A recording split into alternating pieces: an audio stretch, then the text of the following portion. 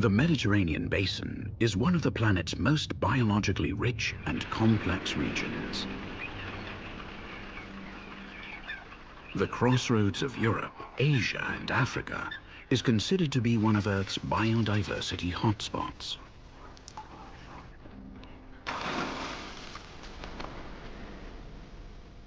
A vast number of both animal and plant species, unique to the region, live in its various habitats.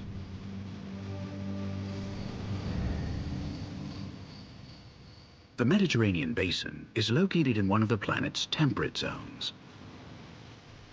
The subtropical climate makes it cold and wet here in winter, hot and dry in summer, and mild and rainy in autumn and spring. Occupied by human beings for more than 8,000 years, the Mediterranean Basin has experienced dramatic changes to its forest and woodland areas, but nevertheless, they are still among the most diverse on the planet. From marshlands to high mountain ranges, from forests of holm and cork oaks to oak and pine forests high up in the mountains. All of them are home to thousands of animal and plant species whose paths cross on their adventures through life.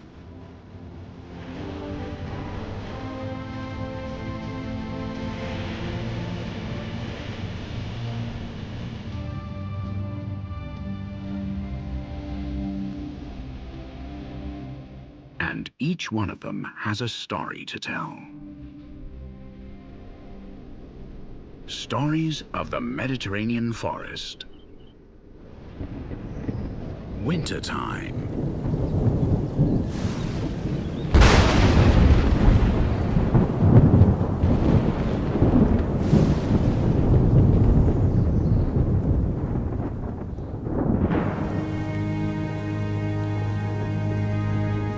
The climate has a far-reaching impact on the existences of all living beings. From the hot summer to the cold winter, from the cool autumn to the warm spring. The four seasons that follow one another in the planet's temperate zones profoundly condition the lives and behavior of their inhabitants.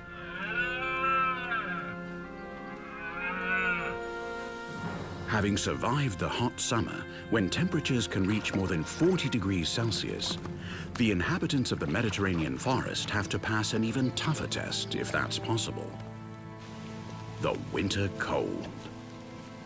With temperatures that can drop below -20 degrees Celsius in the interior of the Iberian Peninsula, and in an environment where food is scarce, surviving the winter becomes a daily challenge.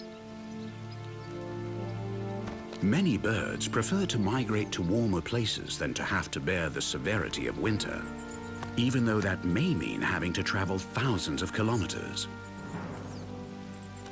And the ones that have decided to stay have to put into practice their adaptive skills in the changing environs that surround them.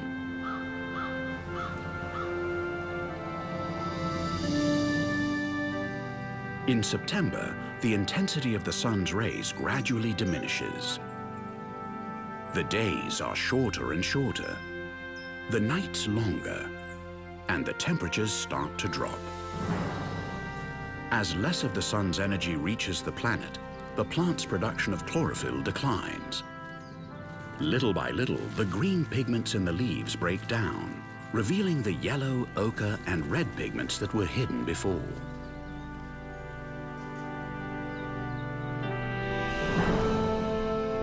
Autumn unfolds in all its splendor.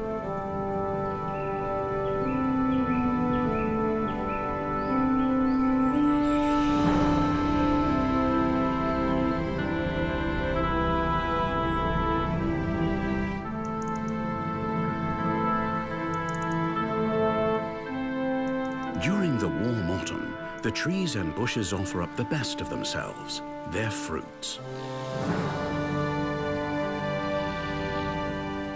With high percentages of fats, carbohydrates, and proteins, these fruits are the chance the inhabitants of the Mediterranean forest were waiting for to get the energy reserves they need to make it through the harsh winter that's approaching. It's essential to eat everything they can.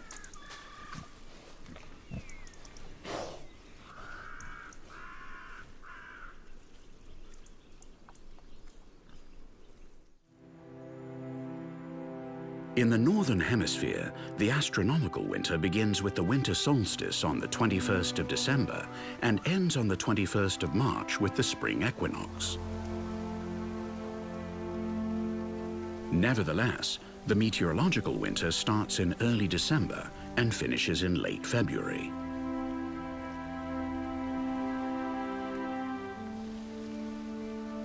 And it's during the winter when we can observe the amazing ability of the inhabitants of the Mediterranean forest to survive such harsh weather conditions.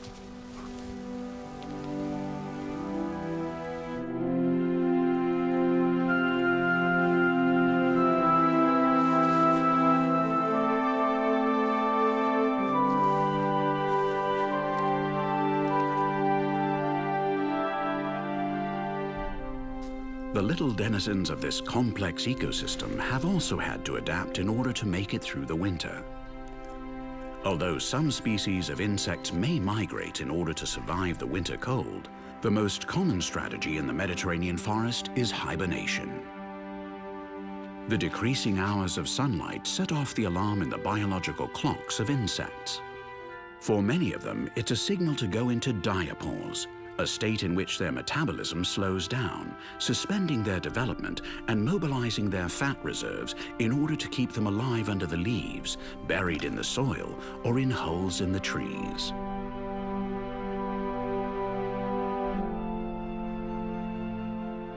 In winter, some species lose some of the water in their bodies and substitute it with glycerol, a natural antifreeze that prevents the formation of destructive ice crystals at sub-zero temperatures. But the truth is that a common solution for many adult insects is simply to die, but not before having passed their genes down to the next generation, which is the eggs or larvae responsible for making it through the winter.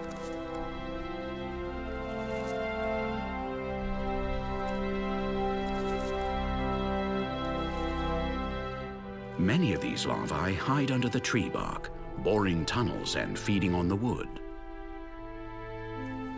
Even adult insects find the ideal place here to spend the winter. Nonetheless, no refuge is perfect. Several bird species have specialized in drilling through the wood in search of these small and succulent mouthfuls of protein, the woodpeckers. Woodpeckers are found throughout the Mediterranean basin. These birds prefer mature forests with a variety of tree species. With their sturdy beaks and powerful muscles, they're able to pierce through and remove the tree bark and dry tree trunks in search of the larvae and insects that they feed on throughout the year.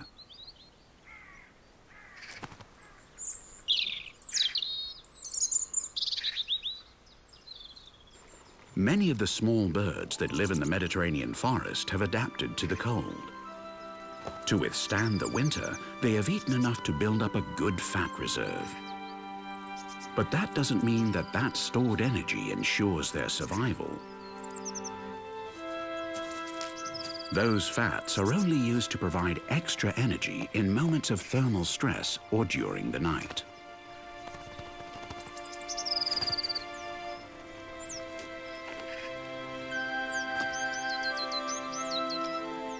With their short, stout beaks designed to break open seeds, granivorous birds find food with a certain degree of ease, as long as the soil isn't frozen.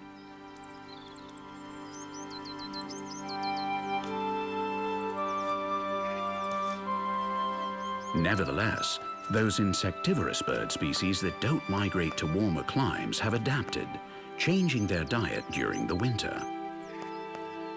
Great tits, blue tits, Eurasian blackbirds, and missel thrushes have slender beaks designed to catch insects in spring and summer. But when autumn arrives and during the winter, they have to eat fruits and seeds for the most part, although they never pass up the opportunity to dine on any sort of protein that crosses their path. They know that just a few centimeters under the surface, there is a multitude of larvae and insects, and yet they aren't within their reach, as only heavy machinery can get them out of there. The wild boar is the tractor of the Mediterranean forest. With its tough mug, it's able to dig up the soil in search of roots, insects, and anything else that's edible and can quiet its grumbling stomach.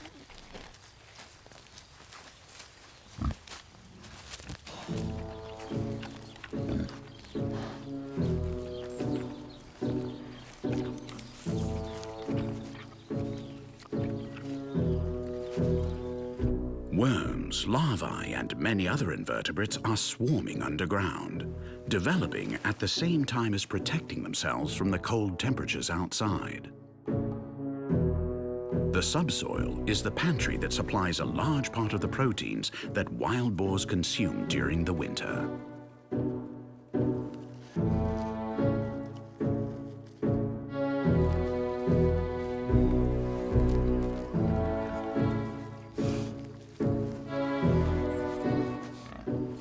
From high up in a tree, a visitor watches earnestly as this efficient and skilled tractor turns over the forest floor with very little effort. The missel thrush knows that there is always some hidden treasure in the soil the boar churns up.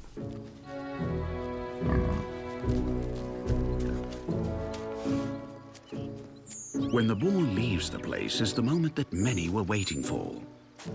The small forest birds hunt in the disturbed earth for larvae and worms that have been exposed. They can't let a chance like this get away.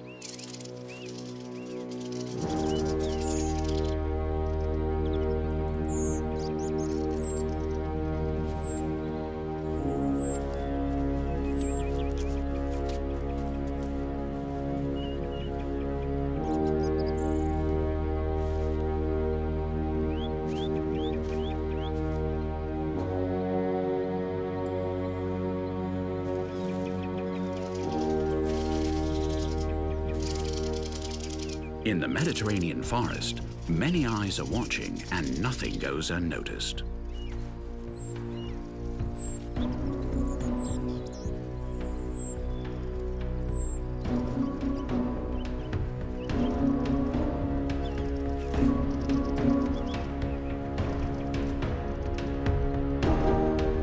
This Eurasian sparrowhawk doesn't want to miss the chance to enjoy a good bite to eat either.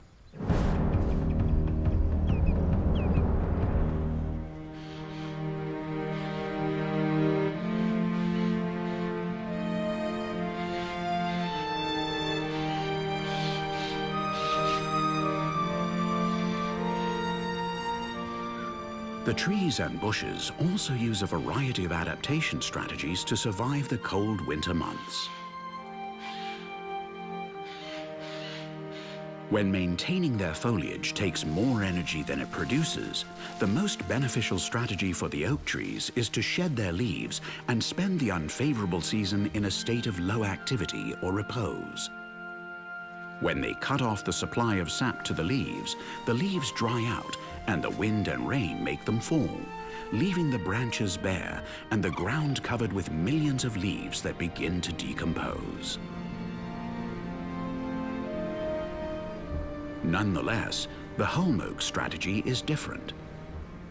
Although holm oaks also enter a period of inactivity in winter, their branches are full of a profusion of small, thick leaves that are covered with a waxy material on the outside, while at the same time containing on the inside an antifreeze substance that protects the leaves from the low temperatures. The adaptive difference between the Pyrenean oak and the holm oak is due to the ecosystem that each species has adapted to survive.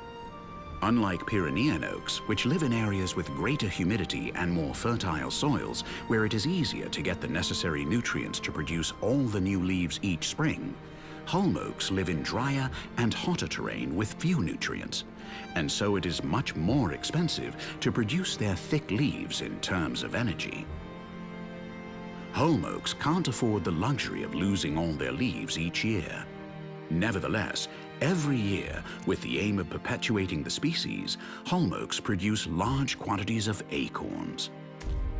During the winter, the holm oak forests in the interior of the Iberian Peninsula are the perfect haven for a visitor from Northern Europe, the common crane.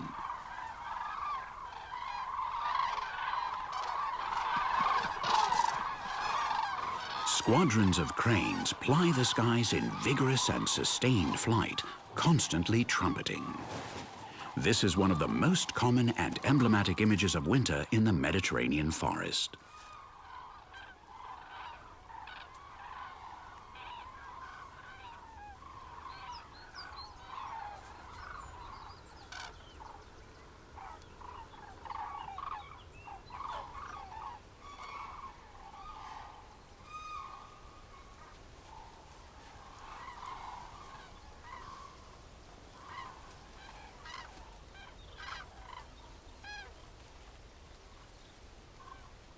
The cranes find abundant food here, and compared to their breeding grounds, there's a lot more light and a lot less cold.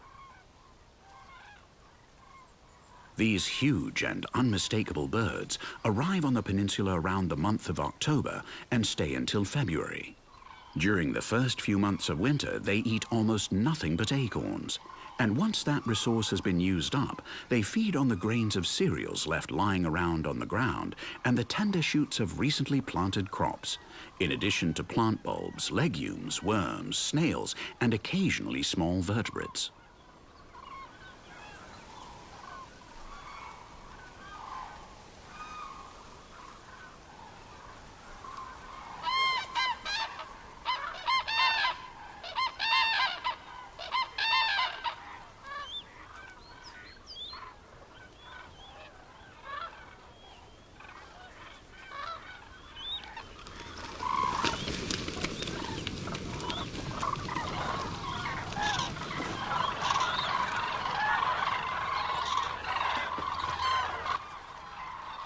At nightfall, they fly in noisy, symmetrical formations to their habitual roosts, which are usually ponds, reservoirs, irrigated fields, or wetlands located in quiet places that generally are not very far from where they feed.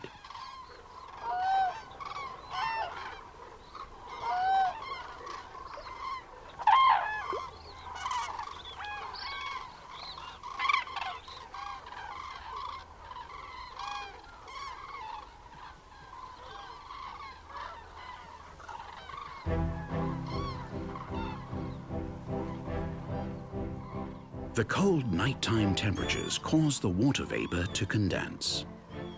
Fog is a low cloud that is often at ground level. These drops of water aren't big enough for the force of Earth's gravity to make them fall to the ground, as is the case of rain.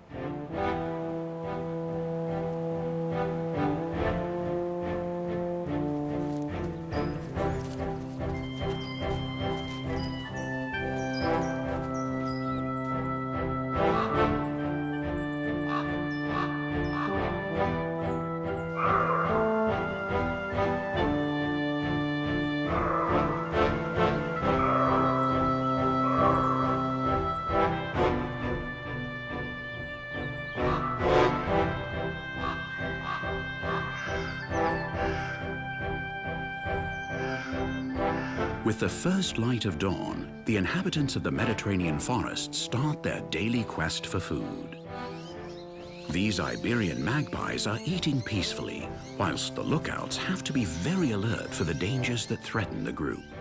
With the fog, it's harder to see the stealthy predators prowling through the area. Fortunately, they spotted the red fox, and the magpies escaped to safety. Although the fox wasn't so much interested in the small members of the crow family as it was in looking for the remains of a rabbit that it has hidden among the rocks.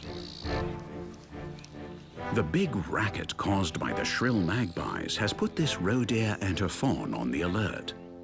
Everybody in the forest now knows that a predator is nearby and that they have to be even more careful than usual.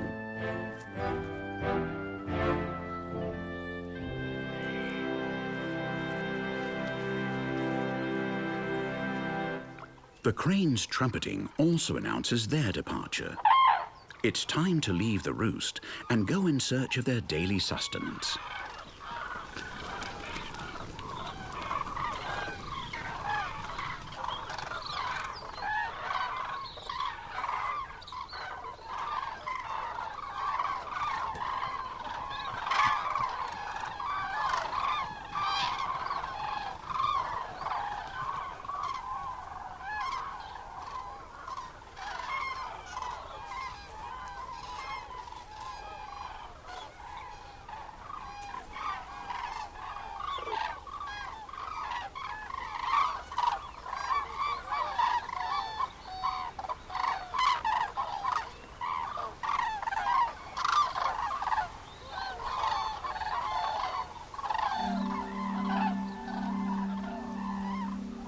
The sun is gradually warming the earth, and this increase in temperature slowly evaporates the fog, little by little.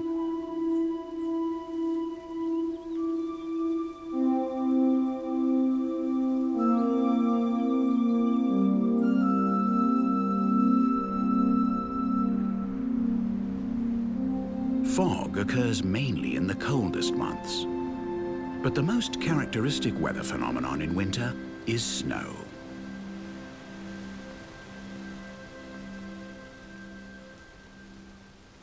Snow also makes its presence known in the Mediterranean basin, although there is less and less of it because of the higher temperatures caused by global warming.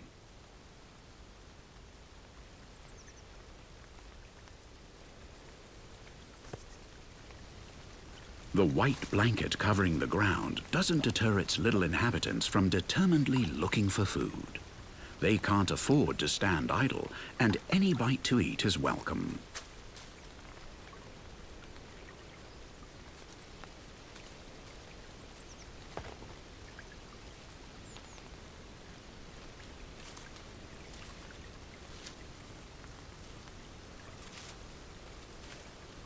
Although snowfalls that cover the ground for several days are rarer and rarer, small snowfalls are more common in the areas with a continental Mediterranean climate than in areas closer to the sea with milder temperatures where they're more unusual.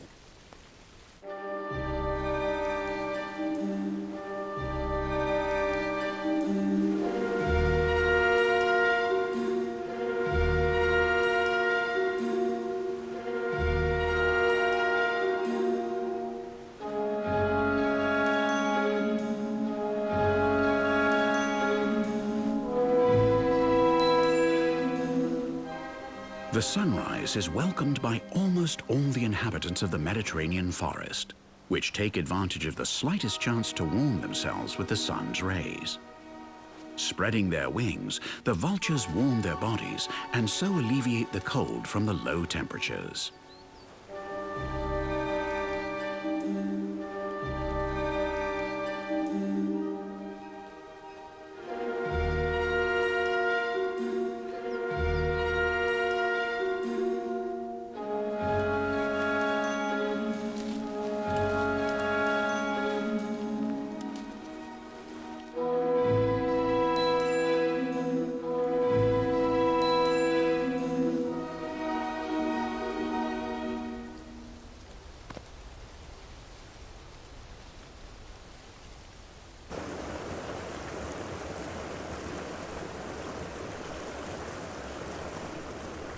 As the sun rises, much of the snow and ice gradually melts.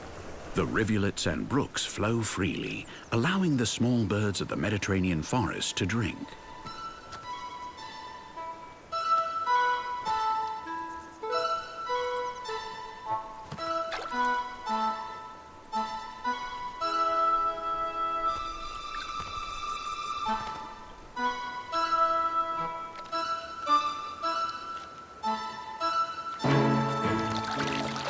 And even if it's winter, a good dip is welcome. The birds need to have clean feathers free of the dust and mud that is gradually built up over many days. Keeping their plumage in good condition can mean the difference between life and death. Fortunately, sunny days are more plentiful in the Mediterranean basin than cloudy days.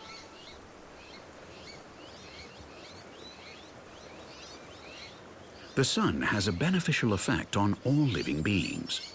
Besides giving them more vitality and activating their immune system, sunlight plays a very important role in the synthesis of vitamin C, which is responsible for metabolizing calcium.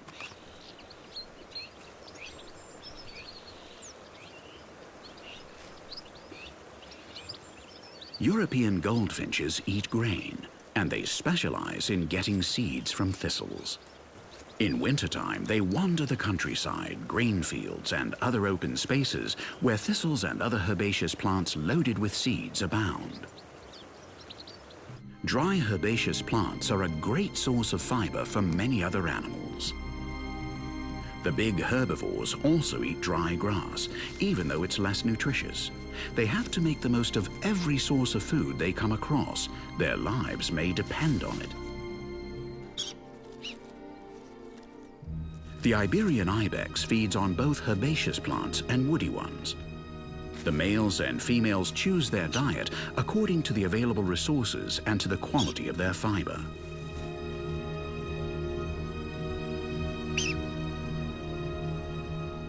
In mountain ecosystems, meadows are scarcer but very high quality, staying green almost all year thanks to their rich, moist soil. That's why the herds of goats don't have to move around much to find something to eat. But in the open oak forests called dehesas, where the soil is poorer and the vegetation undergoes seasonal variations, deer need a larger territory to find enough food to survive. Red deer like to combine wooded areas where they can eat the tips of the branches of woody plants with forest clearings where they can find more herbaceous species. Well into the winter season, when the does are already pregnant, the stags lose interest in them. At that point, the stag's harem breaks away, forming other small groups of does. The basic social unit of red deer is the family group, formed by one adult female and her offspring from the last 2 or 3 years.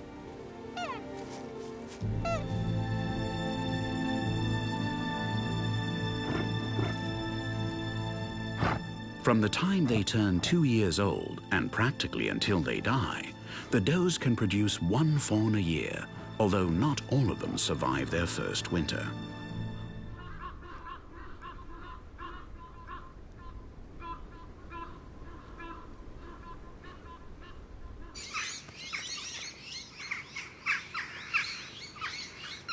The day is coming to a close, and all the inhabitants of the Mediterranean forest are taking advantage of the last remaining hours of sunlight.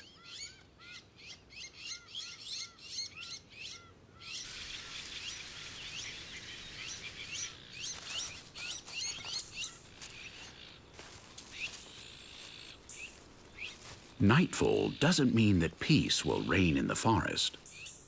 For 24 hours, the inhabitants of the Mediterranean forest have to stay on the alert because any misstep could mean death. And death is practically assured if you cross paths with the deadliest feline in the southern part of the Iberian Peninsula.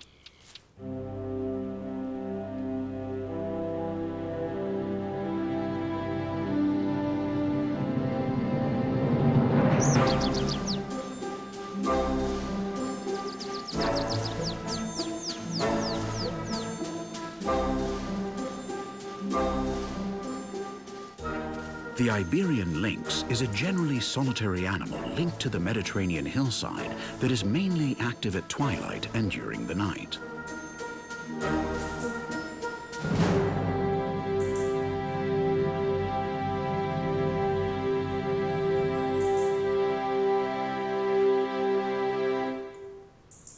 Lynxes establish their territories in areas with a lot of scrubland and meadows where its favorite prey lives, the European rabbit.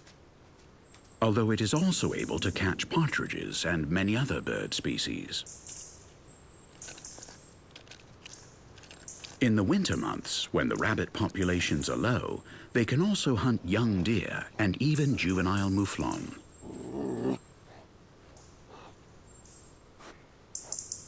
This hungry young female, which still hasn't found some free territory with enough resources for her to be able to settle there, is prowling this little corner of the Mediterranean forest. She's seen something that caught her attention.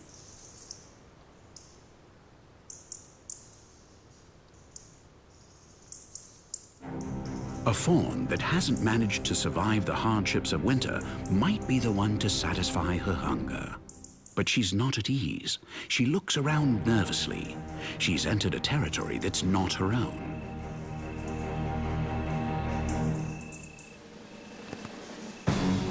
But hunger overcomes her fear. She still looks anxious and senses that someone is coming.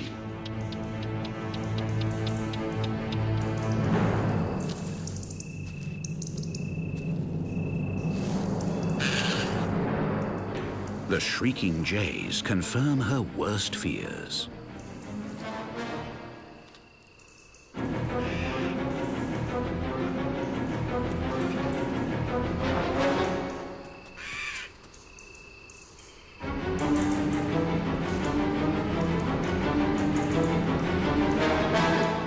The female that laid claim to this territory is approaching, and the intruder decides to leave as quickly as she can. She doesn't want to risk being badly hurt if there's a fight. The territory's owner sprays the tree trunk with urine. It's the sign that warns all others that this land belongs to her. Adult lynxes fiercely defend their territory against other lynxes, especially those of the same sex.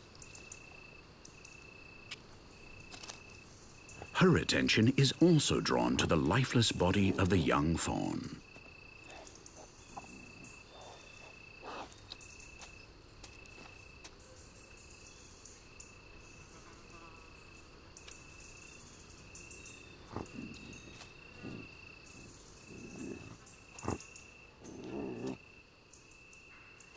This well-fed female doesn't want to have anything to do with carrion. She prefers the fresh meat of some tender young rabbit.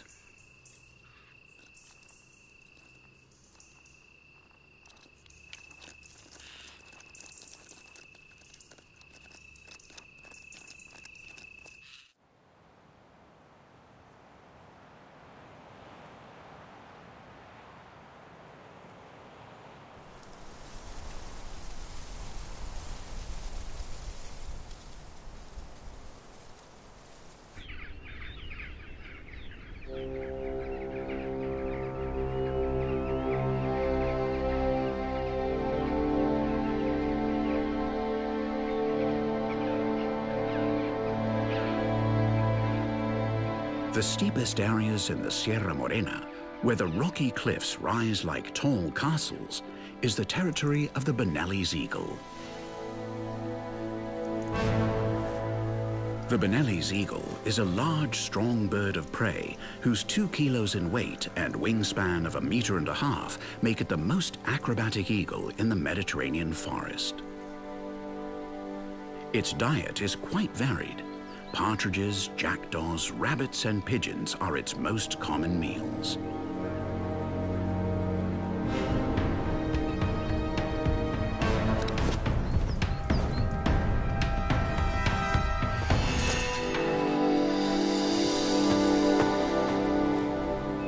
The Bonelli's eagle isn't infallible, however. Not every move it makes ends up with its prey being caught.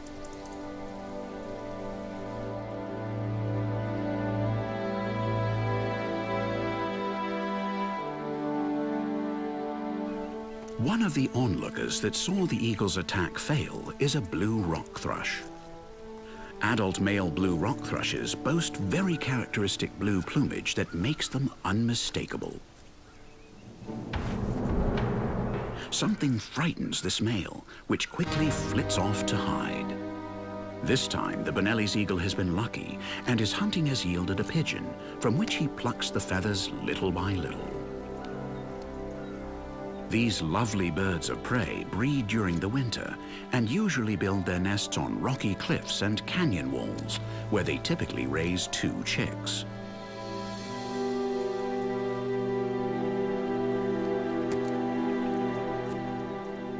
This male blue rock thrush likes to hover around the Bonelli's eagle's plucking spot. You never know where you'll find a bite to eat that will ease your hunger.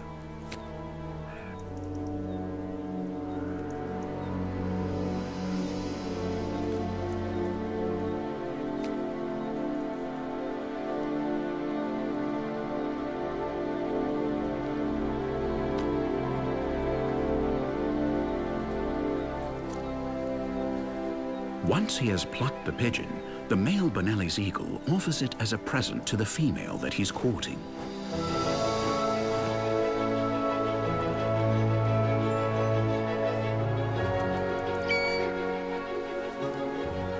Whilst the female makes short work of that delicious gift, the male begins to clean his beak very thoroughly.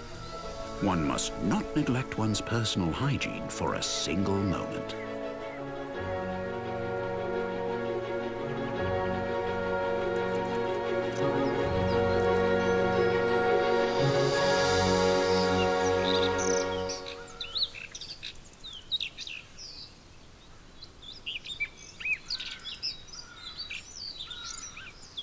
Like Bonelli's eagles, blue rock thrushes have a marked preference for gorges, cliffs, and mountains in the Mediterranean area. Throughout the year, they eat all kinds of invertebrates. During the summer, they add small reptiles to their diet, while in autumn and winter, they round out their meals with fleshy fruits. For this blue rock thrush, the spot where the Bonelli's eagle plucks its prey is a great place to find larvae and now and again an adult insect that have been drawn to the remains left by the eagle.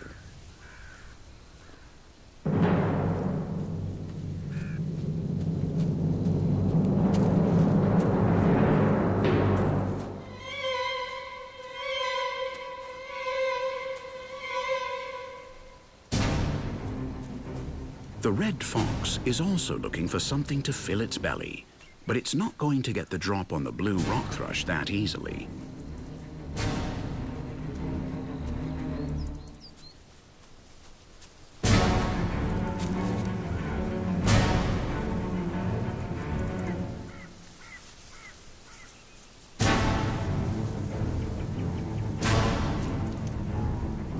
The fox continues on its way without realizing that it's being watched. A female roe deer observes the fox without alerting it to her presence. The doe is downwind and the fox can't smell a scent. Normally the roe deer would run away, but she can't. She broke a leg while running over rocky ground. In this state, she's easy prey. Unfortunately, her broken bone can't be cured and her fate is sealed.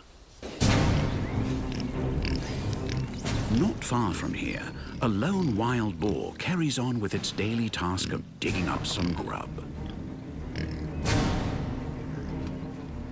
The boar's opportunistic nature is on full display when it's looking for food.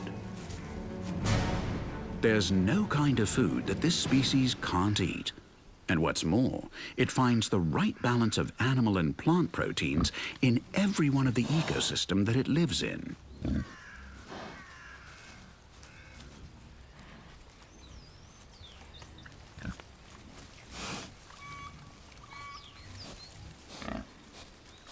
Its diet is typically made up of bits of plants, roots, bulbs, and seeds that it finds buried underground. It eats branches, stems, and tender shoots directly from the parts of plants that are above ground. Although another important element of its diet is animal proteins, invertebrates for the most part, which helps the boar to maintain a balanced and complete diet.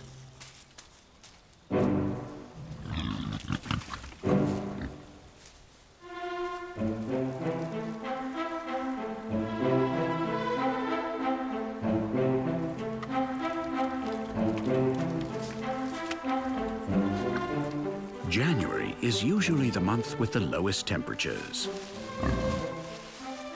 The inhabitants of the Mediterranean forest have reached the midpoint of winter, and they can't waste any chance to eat that luck may provide them.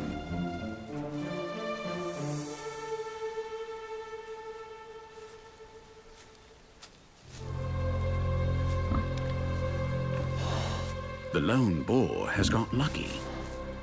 It's found the carcass of the female roe deer with the broken leg. The seriousness of her injuries and her inability to move in search of food have cost her her life. And wild boars are also scavengers.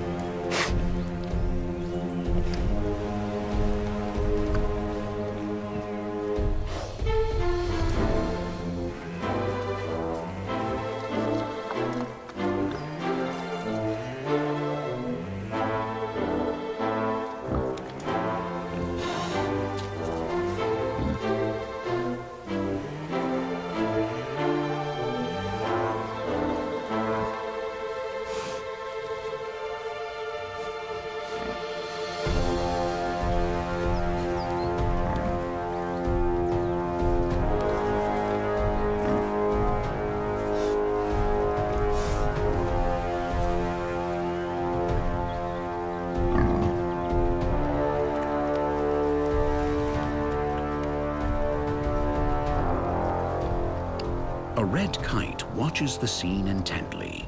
The bird knows that when the boar has filled its belly, it too can take a seat at the table, but it's not in a rush to eat.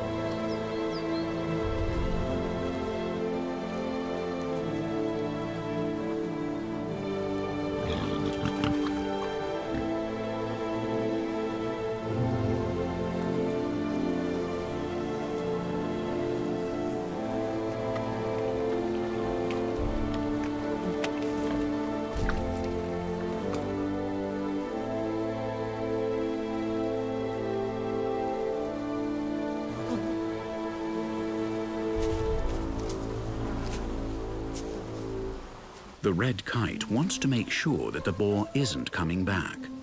It needs to be very certain that no danger is hovering around when it decides to fly down.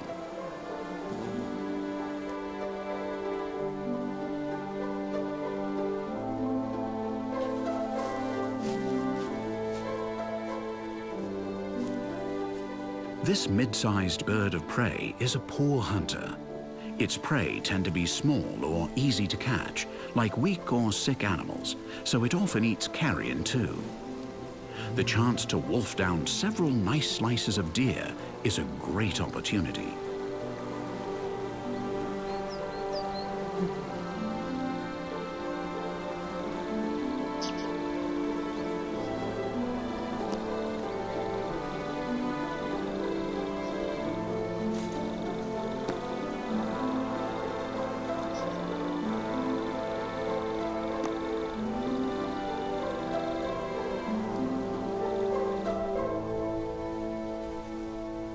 Today has been a good day for some of the inhabitants of the Mediterranean forest that will have food for several days thanks to the roe deer's carcass.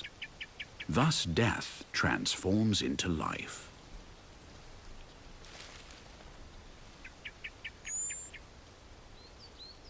The creatures that live in the Mediterranean forest begin to sense that winter is leaving them little by little. There are still days of cold and snow ahead, but the fellow who brings news that the change of seasons is near won't be long in arriving from Africa.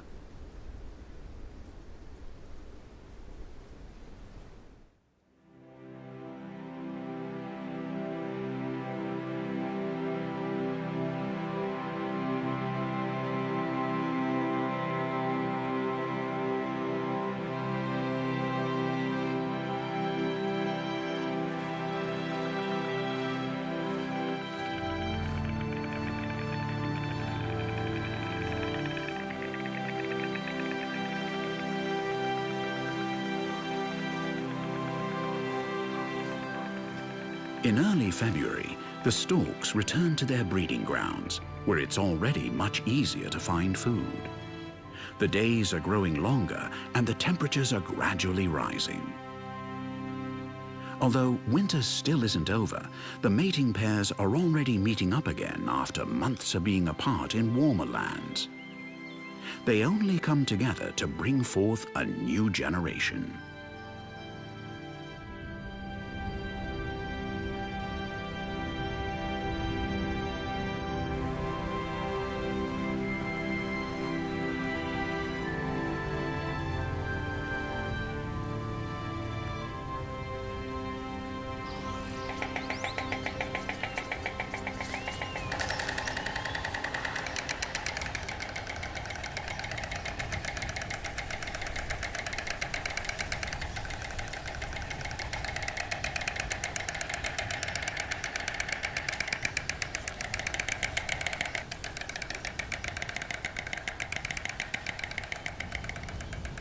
The stork's arrival doesn't mean that the bad weather has disappeared completely.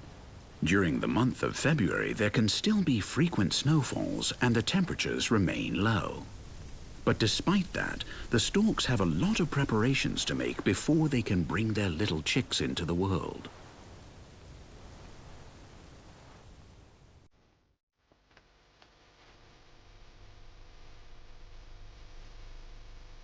The winter cold is without a doubt the toughest test that all the inhabitants of the Mediterranean forest face. The low temperatures, the lack of food, and the scant hours of sunlight mean that only the strongest and best adapted survive.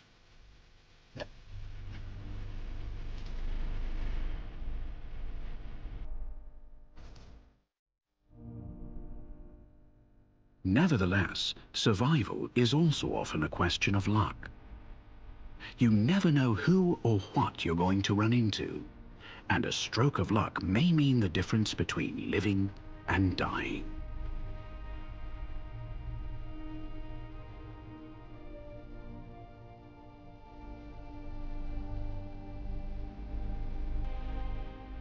Unfortunately, the climate is changing. The global rise in temperatures is causing a drop in precipitation, especially in the form of snow. And the behavior of many species is beginning to change in an attempt to adapt to these new environmental conditions.